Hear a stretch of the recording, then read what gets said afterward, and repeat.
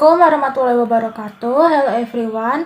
Let me introduce myself. My name is Mutiara Ananda Talaulu from Manajemen 23C with NPM 2341130. This time I will discuss the material regarding definition of function and objective of financial management. Kali ini saya akan membahas materi pertama, yaitu pengertian manajemen keuangan. Manajemen keuangan adalah ilmu yang mengatur bagaimana perusahaan memperoleh, mengelola, dan menginvestasikan dana dengan tujuan memaksimalkan nilai perusahaan serta menjaga keseimbangan antara risiko dan keuntungan. Dalam konteks yang luas, manajemen keuangan juga mencakup pengambilan keputusan yang berkaitan dengan pengolahkasian sumber daya keuangan. Selanjutnya adalah tujuan dari manajemen keuangan. Tujuan utamanya meliputi yang pertama, memaksimalkan keuntungan, yaitu dengan meningkatkan pendapatan dan mengurangi biaya agar laba bersih lebih tinggi. Yang kedua, memaksimalisasi nilai perusahaan dengan meningkatkan nilai pasar perusahaan untuk memberikan keuntungan bagi para pemegang saham.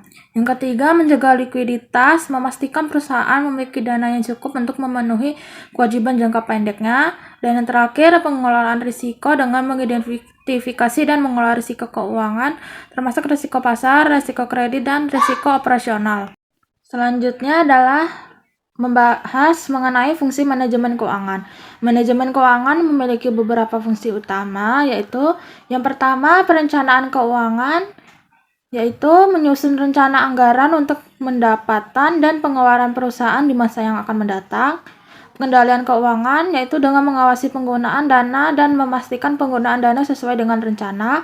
Yang ketiga, pengambilan keputusan keuangan, yaitu dengan melibatkan keputusan terkait investasi, pembiayaan, dan manajemen aset. Yang keempat, pengambilan keputusan keuangan melibatkan keputusan terkait investasi, pembiayaan, dan manajemen aset. Dan yang terakhir, pengelolaan likuiditas dengan memastikan perusahaan memiliki cukup kas untuk operasi sehari-hari dan mengatasi kebutuhan yang akan mendadak. Materi pada slide kali ini kita akan membahas yaitu keputusan dalam manajemen keuangan. Keputusan manajemen keuangan ada 3, yaitu meliputi yang pertama ada keputusan investasi. Keputusan investasi berkaitan dengan pemilihan aset atau proyek yang layak untuk diinvestasikan guna menghasilkan pendapatan di masa mendatang. Beberapa contoh adalah dalam peralatan baru, perusahaan kapasitas. Evaluasi investasi umumnya menggunakan teknik seperti yang pertama, Net Present Value (NPV), yaitu menghitung nilai bersih dari arus kas masa depan yang disinkronkan ke saat ini. Yang kedua ada Internal Rate of Return atau IRR, yaitu tingkat pengembalian investasi yang membuat NPV sama dengan 0. Selanjutnya, yang kedua, keputusan pembiayaan. Keputusan pembiayaan melibatkan penentuan bagaimana perusahaan memperoleh dana yang dibutuhkan, baik melalui modal sendiri, ekuitas, maupun modal pinjaman atau debt. Beberapa pertimbangan dalam keputusan pembiayaan meliputi yang pertama ada struktur modal, yaitu kombinasi antara ekuitas dan utang yang optimal bagi perusahaan. Dan yang kedua, biaya modal, menghitung biaya dari berbagai sumber pembiayaan seperti tingkat bunga, utang, atau pengembalian yang diharapkan oleh pemegang saham. Dan yang terakhir ada C, keputusan dividen.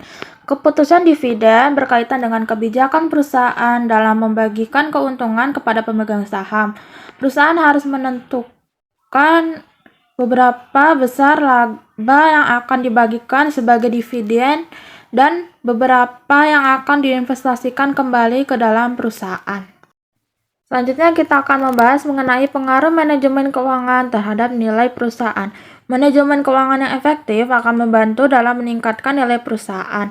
Melalui yang pertama ada pengambilan keputusan yang tepat, yaitu dengan meningkatkan keuntungan melalui investasi yang cerdas dan pengelolaan biaya yang efektif. Yang kedua ada pengendalian risiko, yaitu dengan melindungi perusahaan dari fluktuasi pasar dan ketidakpastian ekonomi. Yang ketiga ada Optimalisasi struktur modal yaitu dengan menjaga keseimbangan antara utang dan ekuiditas untuk meminimalkan biaya modal dan meningkatkan nilai-nilai perusahaan. Understanding and implementing the principle of good financial management, company can achieve financial stability and long-term growth. That's all the material from me. If there any mistake, I apologize. Thank you.